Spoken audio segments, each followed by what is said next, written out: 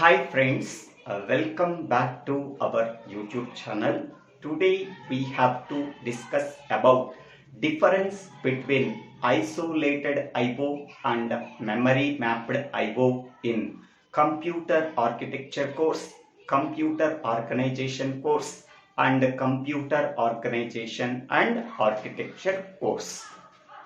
To perform the input-output operations between the CPU and I/O peripheral devices in the computer system, we have to use two techniques. First one is isolated I/O and the second one is memory mapped I/O. Now we can go for what are the differences between isolated I/O and memory mapped I/O.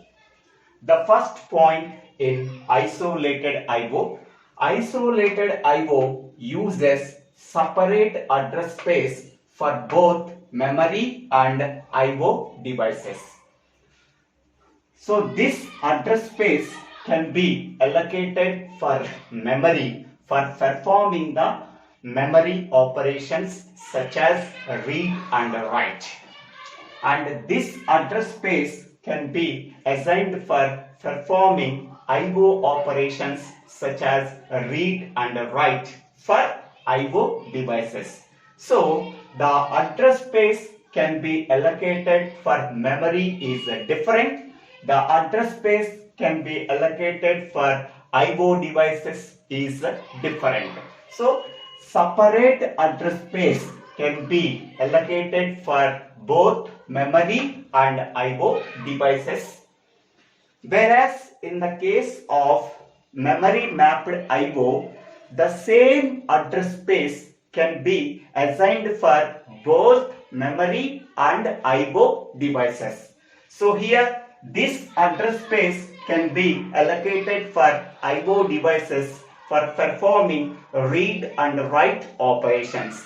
The remaining address space can be assigned for performing memory operations such as read and write for memory.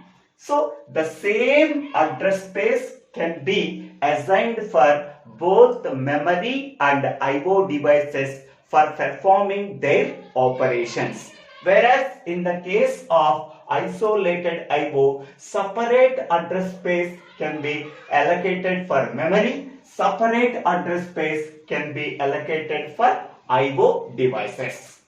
This is the first point. Now we can go for the second point. Here this is the CPU. CPU is communicated with memory by using three buses. First one is address bus, second one is data bus, third one is control bus. Address bus contains only address information, data bus contains only information, and control bus contains only control information such as control signals. In the case of isolated I/O, separate control bus for memory and I/O. So for memory, a separate control bus we have to use. For I/O devices, a separate control bus can be used. Separate control bus can be used for memory and I/O devices, but address bus and data bus are same for both memory and I/O devices. So in the case of isolated I/O, separate control bus can be used for memory and I/O devices, and same address bus and data bus can be used for memory and I/O devices. But whereas in the case of memory mapped I/O, same address bus, data bus and control bus can be used for both memory and I/O devices. Okay, same address bus can be used for memory and I/O devices. Same data bus can be used for memory and I/O devices.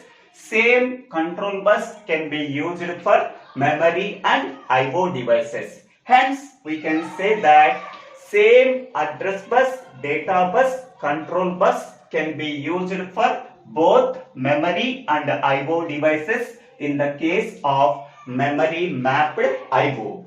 Whereas in the case of isolated I/O, separate control bus can be used for memory and I/O devices, but same address bus and data bus can be used for memory and I/O devices.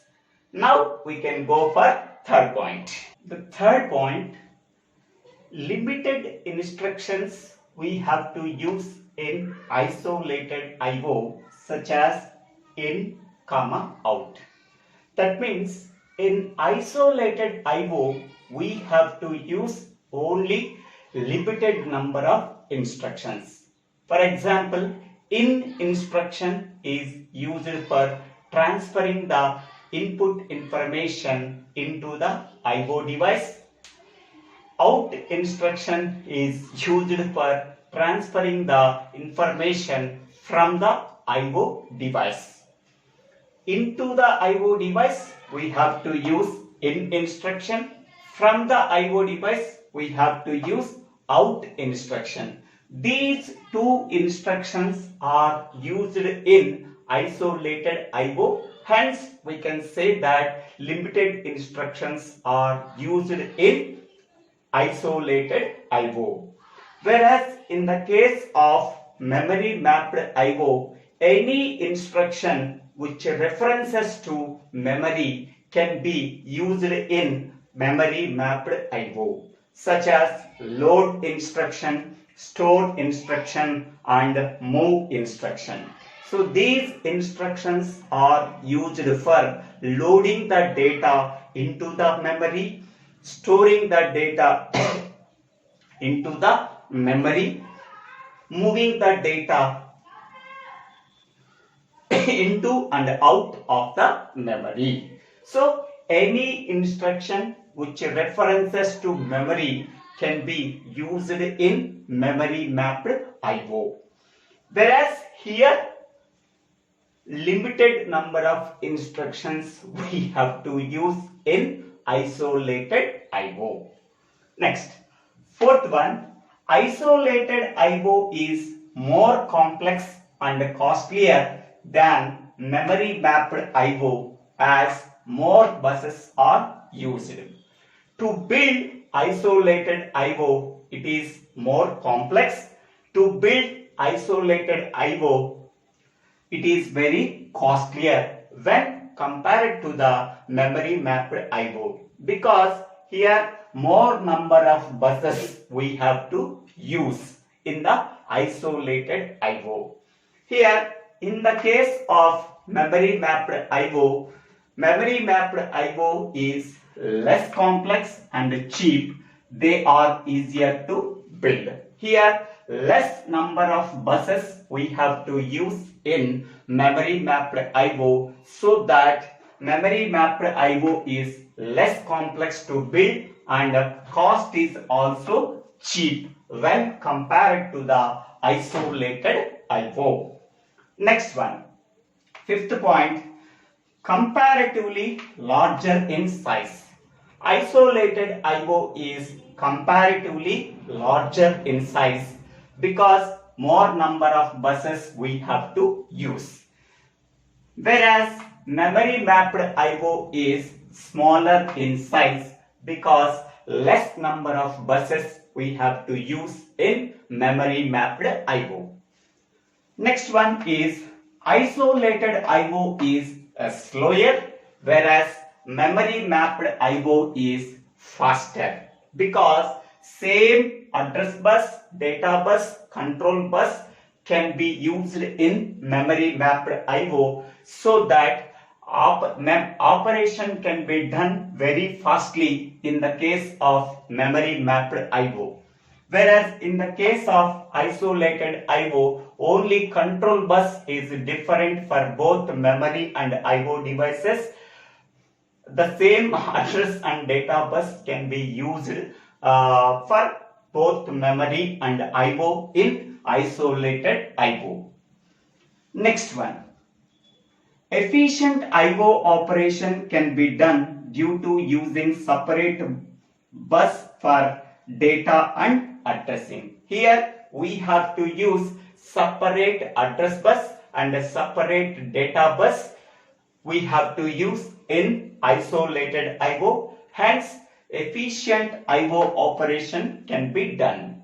In the case of isolated IO, we have to use separate address bus, separate data bus for both memory and IO. Hence, efficient operation, IO operation can be done in the case of isolated IO. Whereas in the case of memory mapped IO, so here inefficient IO operation due to using single bus for data and addressing. So inefficient IO operation can be done in the case of memory mapped IO because the same bus can be used for memory and IO. The same data bus can be used for memory and IO devices. Same address bus can be used for memory and IO devices. So hence we can say that inefficient IO operations can be done in memory mapped IO because a single bus can be used for both data and addressing. Next, 8th point. Memory and IO devices uses different control instructions for read and write operations. Here we have to perform read operation on IO devices. We have to use IORC signal, IO read control signal. To perform write operations on IO devices, we have to use IOCC signal. So input output write control signal. Okay. To perform read and write operations on IO devices, we have to use IORC and IOCC. These two instructions are called as control instructions on IO devices for performing read and write operations. In the same way, to perform memory read operation and memory write operation, we have to use move instruction. Okay. Whereas in the case of memory mapped IO, no separate control signal is needed for memory and IO devices. Here we do not use the separate control signal for memory and IO devices in the case of memory mapped IO because the same control bus can be used for both the memory and IO devices. Because of that reason, we can say that no separate control signal is needed for both the memory and IO devices. Next, 9th point. The addresses for isolated IO devices are called as ports.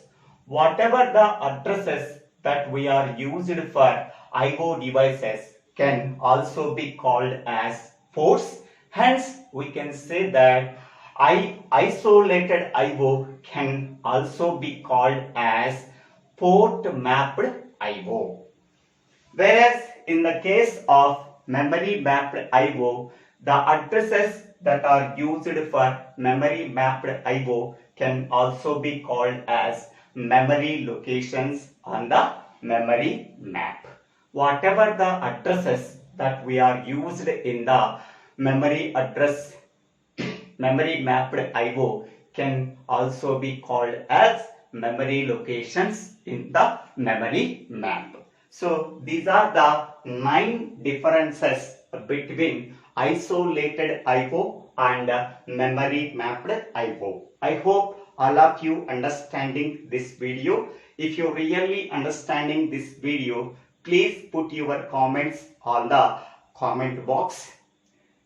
I will clarify your doubts. If you really like this video, please subscribe my YouTube channel Divvela Srinivasa. After subscribing, please share this channel to your friends and classmates. Thank you one and all for watching this video.